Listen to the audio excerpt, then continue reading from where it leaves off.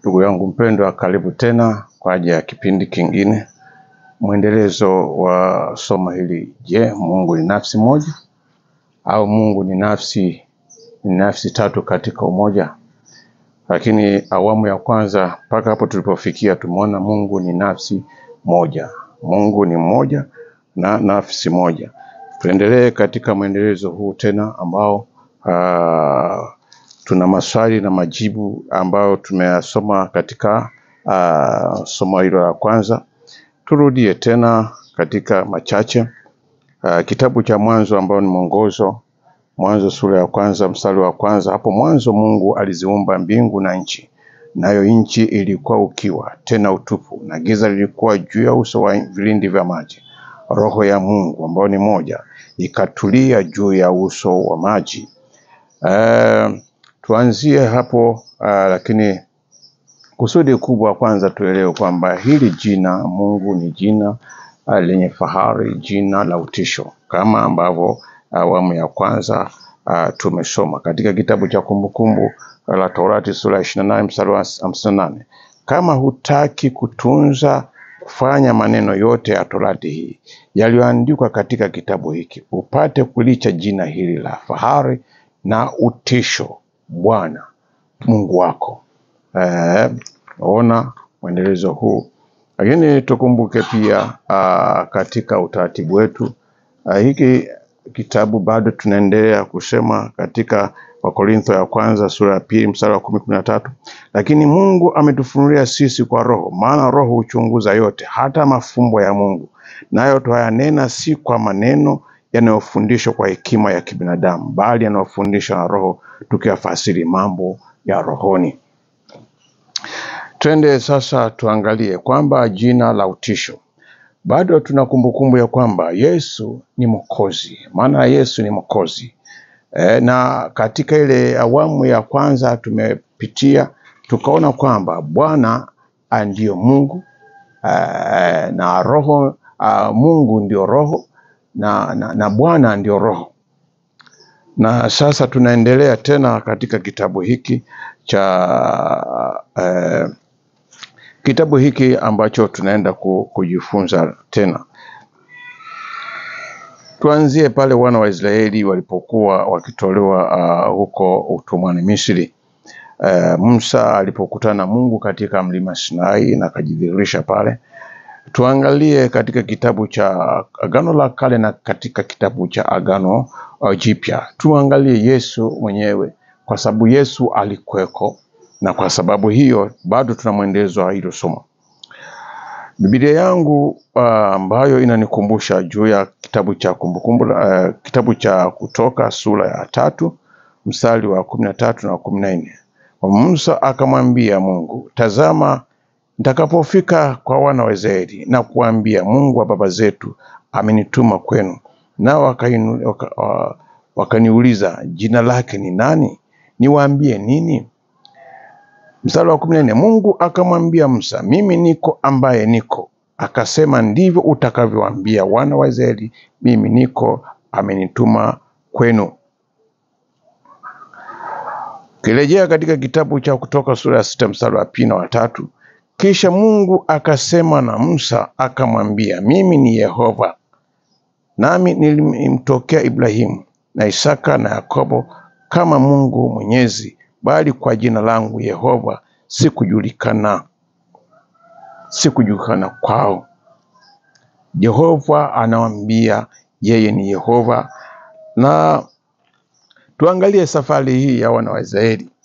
Ni kwamba tunapotoka sasa katika kitabu hiki cha Agano la Kale, tunapoenda katika rejea Agano Jipya, kwamba Yesu alikuweko, Yesu ndio niko, Yesu ni Alfa na Omega. Twende katika kitabu cha Ufunuo sura ya kwanza mstari wa 4 hadi mstari wa 4 na wa 8. Hapo nasema, Yohana kwa yale makanisa 7 yaliyoko Asia, neema na iwe kwenu na amani zitokazo kwake yeye aliyeko na aliyekuwako na atakayekuja, na zitokazo kwa roho 7 walioko mbele ya kiti cha enzi. Mstari wa 8, mimi ni Alfa na Omega, mwanzo na mwisho, asema Bwana Mungu aliyeko, aliyekuwako na atakayekuja, Mwenyezi. Rejea Yohana 8:58. Yesu akawaambia, amini amini nawaambia, yeye Ibrahimu asija kwako, mimi niko. Mimi niko. Waebrania sura 13 mstari wa 8, Yesu Kristo ni yeye yule jana na leo hata milele. Kwa hiyo tunaona kwamba Mungu yule yule alijifunua kwa wakati ule kwamba niko, ambaye niko, akaonekana katika kijiti kilichokuwa kikiwaka moto katika mlima Sinai, na Musa ndipo pale alipopokea baadaye alikuja kupokea amri 10 za Mungu. Lakini tunaona katika kurejea katika agano hili jipya, tunaona ya kwamba kumbe Yesu ndiye aliyekuweko kipindi kile, na pia andiko linathibitishwa katika kitabu cha Kumbukumbu la Torati sura ya 8 mstari wa 3, akatwezwa akakutweza akakuacha uone njaa, akakulisha kwa maana usioijua wewe wala baba zako hawakuijua, apate kukujaribu ya kuwa mwanadamu haishi kwa mkate bali huishi kwa kila litokalo katika kinywa cha Bwana. Kitabu cha Walawi sura 11 mstari wa 45, asema kwa kuwa mimi ni Bwana niliyewaleta kutoka nchi ya Misri, ili kwamba niwe Mungu wenu, basi mtakuwa watakatifu kwa kuwa mimi ni mtakatifu. Wakorintho ya kwanza sura ya 10 mstari wa 3 na 4, wote wakala chakula kile kile cha roho, wote wakanywa kinywaji kile kile cha roho, kwa maana waliunywea mwamba wa roho uliowafuata, na mwamba ule ulikuwa ni Kristo. Hapo tunaona hakuna utofauti kwamba Kristo, tunapozungumza Kristo ndio Mungu, ndio Bwana, ndio Baba, ila ni mambo ya kiroho. Ukitafasiri kimwili kupata jibu kama hili ni ngumu, lakini ukitafasiri kiroho utajua kwamba Mungu alikuwa anasema nini. Na pamoja na hayo, wana wa Israeli wakatolewa katika nchi ya Misri na Yesu alikuwa pamoja nao, lakini bado walimhuzunisha huyo Roho Mtakatifu. Isaya sura 63 mstari wa 10 asema, lakini wakaasi wakamhuzunisha Roho yake Mtakatifu, kwa hiyo akawageukia akawa adui, akapigana nao. Kumbuka hao watu, pamoja na hayo na miujiza na yote, Yesu alikuwa pamoja nao, lakini wakamgeukia wakaasi, na kuasi kwao sio tu hivyo, hata walifanya kuloga. Ukisoma kitabu cha Wafalme ya pili mstari wa 17,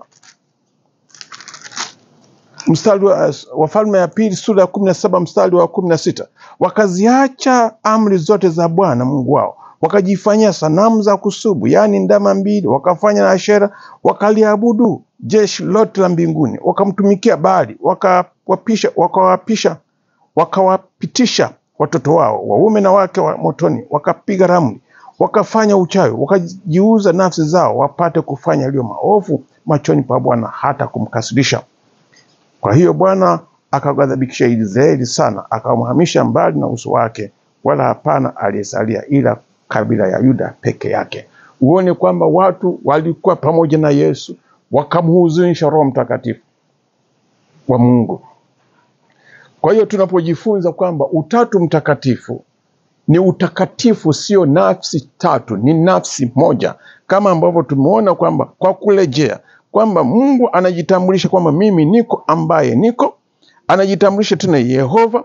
Unapokuja kurejea katika kitabu cha Ufunuo sura ya 1 mstari wa 4, Yohana, kwa yale makanisa 7 yaliyoko Asia, neema na iwe kwenu na amani zitokazo kwake yeye aliyeko na aliyekuwako na atakayekuja, na zitokazo kwa roho 7 walioko mbele ya kile kiti cha enzi.